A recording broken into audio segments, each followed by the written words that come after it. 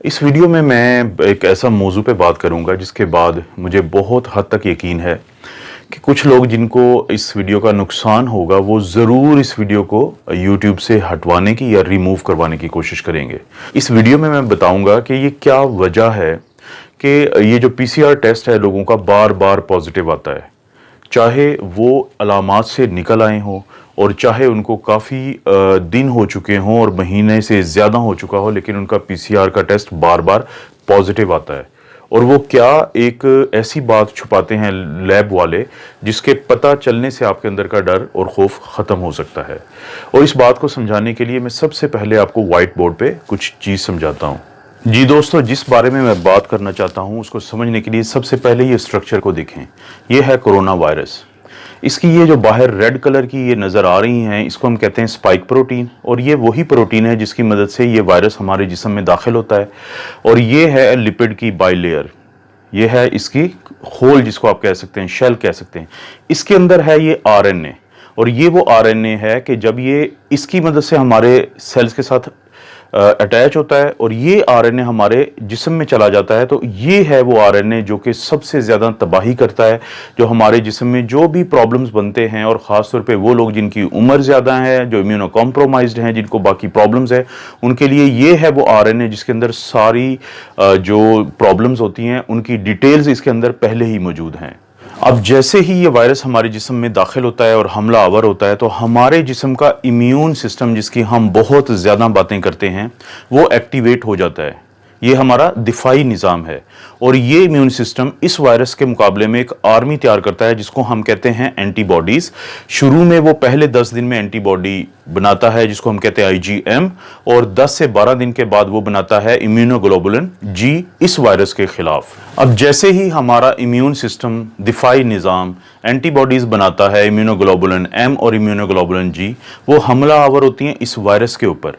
अब वो फौरी तौर पर इस वायरस को तोड़ देती हैं इसके मुख्तलिफ हिस्सों में। अगर आप यहाँ पे गौर करें कि जैसे ही ये वायरस हमारे जिस्म में एंटर हुआ और इसने कोशिश की कि वो इस RNA को हमारे सेल में भेजे ताकि ये हमें नुकसान पहुंचा सके, तो फौरी तौर पे हमारा दिफाई निज़ाम इसके ऊपर हमलावर होता है और इसको मुख्तलिफ हिस्सों में तोड़ देता है। जैसे ये है इसका RNA जो ग्रीन कलर का है, ये ब्लैक कलर की इसकी लिपिड बाइलेयर है, उसको भी वो छोटे छोटे हिस्सों में तोड़ देता है।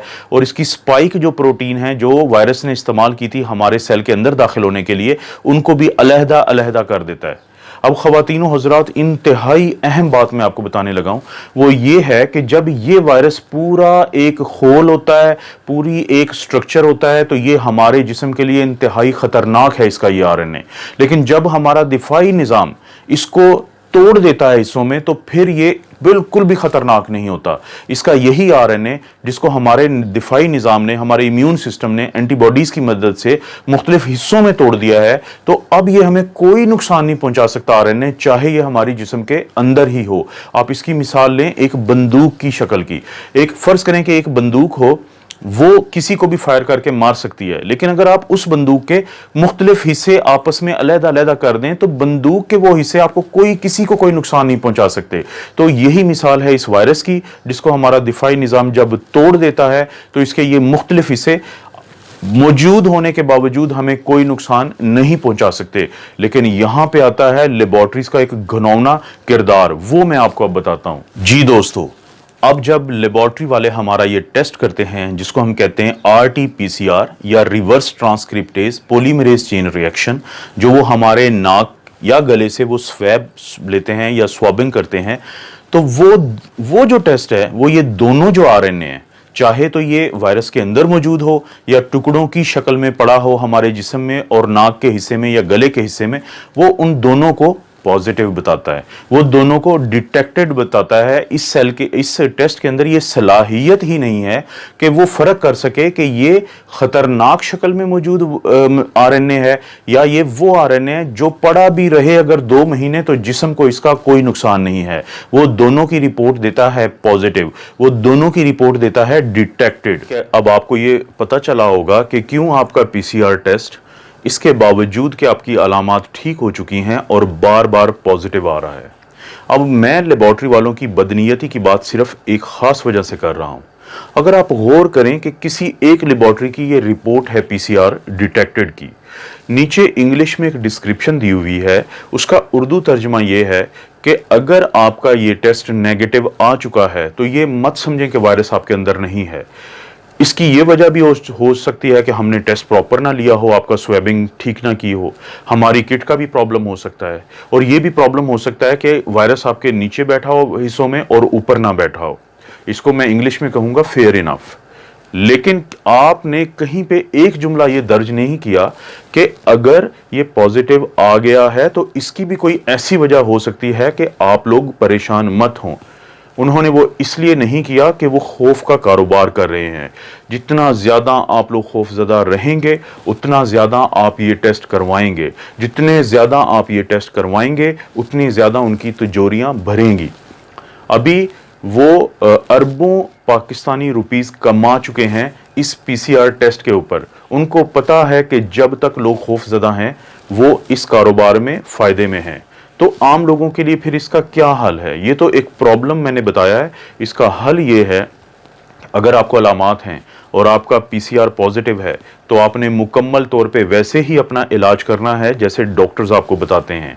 लेकिन अगर आपकी अलामात ठीक हो चुकी हैं तो इस चीज़ के चांसेस हैं कि ये वायरस मर चुका है और टुकड़ों टुकड़ों में पड़ा है। और अगर आपका पीसीआर पॉजिटिव भी आता रहता है अलामात जाने के बावजूद, तो आपको परेशान होने की ज़रूरत नहीं है। और जब ये एक दफ़ा टुकड़ों में तब्दील हो जाता है तो उसके बाद इसके अंदर ये सलाहियत भी ख़त्म हो जाती है कि ये आपसे किसी दूसरे को लग जाए। तो अपनी आइसोलेशन को आप रिलैक्स कर सकते हैं जब एक दफा आप अलामात से निकल आए। तो क्या इसकी कोई साइंसी आपको भी प्रूफ मिल सकता है? जी, आप अपना एंटीबॉडी टेस्ट करवा सकते हैं।